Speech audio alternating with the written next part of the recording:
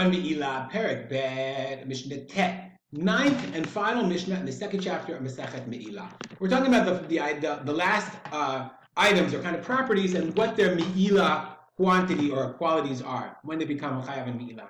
HaKometz, remember we said, is if you have a grain offering, a korban mincha, that's the part that you scoop out. Halavona, the is frankincense, Vakatoret, and the incense. Umenachot kohanim are the korbanot mincha that are offered by the kohanim. Obviously, the grain offerings that are offered by the kohanim. Right? These are menachot that were burnt on the mizbeach totally. I mean, all these things are things that are totally consumed. Uminchat kohen mashiach. This kohen mashiach is the kohen gadol, the anointed kohen. The mincha offered by the kohen gadol, he did half in the morning and half in the afternoon. Okay, he brought it every day. It's called the minchat chabitin. Uminchat nisachim, the libation mincha. Mo'alim ben b'shehu d'shu. There's Meilah as soon as they're sanctified, as soon as they're designated. That's when you say this wine will be for the korban minchat nisachim. That's it. There's Meilah. If a person benefits from it inappropriately. Kachu bakli. Once you pour it into the vessel, sanctifying it, then remember it has the status of a korban, and therefore huchsheruli pasel b'tvul yom. Then they are now made available. They're now designated that they can, if they're touched by, they can become pasul, they can become defiled if they're touched by a tvul yom. Someone who went to the mikvah but at nightfall didn't call yet, or mechusar kippurim. Someone who is tahor, literally pure, but still has to offer korbanot to enter the Beit Hamikdash. And if you don't offer them by nightfall, by sunset, v'chayavin alem mishum notar upigul umishum tameh. Okay, and they're chaya because of notar if you leave them over too long, or tameh if somebody tameh eats them.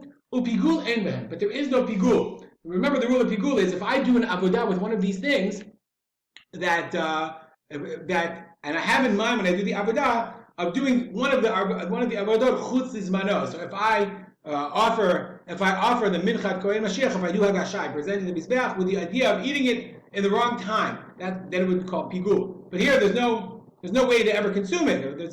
So therefore, pigul, there is no pigul. Why there's no pigul? There's no isur of pigul, of doing something in the mind of chutz zmano. Why? This is the rule. Kol sheyesh lo matirin. Okay, anything that has a matir, meaning when some action is done or something is offered in order to permit that thing to someone, to the kohen, to whoever, then en chayavin ala mishum pigul notar v'tameh ad sheyikvu matirav, until its matir, until its permitting agent, we'll call it a permitting agent, is offered, then they're not chayav for pigul tameh and notar.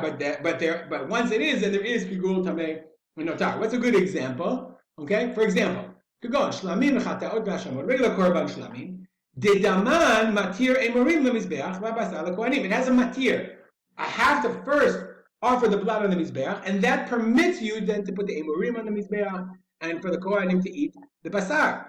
Okay, or shtei halechem dedaman shel kvasim v'amatir, the shtei halechem, the two breads. You have to offer the blood of the kvasim, of the two sheep. Okay, that's the matir to eat the shtei halechem. Or lechem hapanim, the showbreads. Once you offer the bezichim, once you offer the incense on the mizbeach, then they are the matir. So anything that has a matir, okay, there's no pigul notar and tameh until the matir is offered. But once the matir is offered, then there is pigul notar and tameh. But b'chol she'enu matirim, but something that doesn't have a matir, like all of these things, the kometz. There's nothing that permits the kometz. Kometz is something you stick on the mizbeach, you burn it. So there's nothing that permits the kometz. It has no matir. Therefore, kevan shekadash bakli, once it's sanctified in the kli, chayavin ala mishum notar mishum tameh, there is notar and tameh. But we learn now from the psukim, upigul enbo. If it doesn't have a matir, if nothing ever permits it, then there is no pigul for that thing, for that item. Okay, why? Because they are the matir. They don't have something else that matirs them. You don't have a matir, then you don't have pigul. We'll stop here. And we'll dedicate our learning to the memory of my father, Rav Simcha ben Yitzchak. Make it a great day.